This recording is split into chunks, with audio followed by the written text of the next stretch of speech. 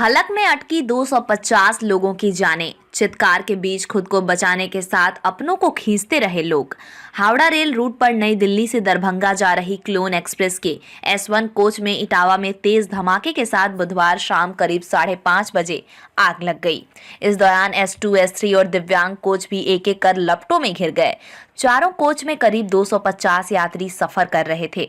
आग की लपटों से घिरे यात्रियों में चीख पुकार मच गई। आनन फानन में लोगों ने चैन पुलिंग की। सराय भूपत स्टेशन पर ट्रेन की रुकते ही भगदड़ मच गई। कई यात्रियों ने ट्रेन की खिड़की से कूदकर जान बचाई। इसमें 8 लोग घायल हो गए। शाम करीब 5:30 बज रहा था। नई दिल्ली दरभंगा क्लोन एक्सप्रेस के S1 कोच में कुछ यात्री अपनी सीटों पर बैठे थे, कुछ दरवाजे पर खड़े होकर बातें कर रहे थे। इस बीच ही अचानक तेज धमाके के साथ तेज लपटें उठना शुरू हो गईं। आवाज सुनकर और लपटें देखकर भगदड़ मच गई। लोग अपनी सीटें छोड़कर भागने लगे। हर यात्री अपने साथ अपनों को बचाने में लग गया था। लोग हाथ से खींचकर लोगों को बचाने में जुटे थे। दिल्ली से गोरखपुर अपने भाई भीम के साथ जा रहे गोविंद कुमार भी S1 कोच में 48 नंबर सीट पर सवार थे। उन्होंने बताया कि ट्रेन की चेन पुलिंग होते ही सबने गेटों से कूदना शुरू कर दिया। वहीं ट्रेन से कूद गए, लेकिन उनका भाई भीड़ में फंस गया।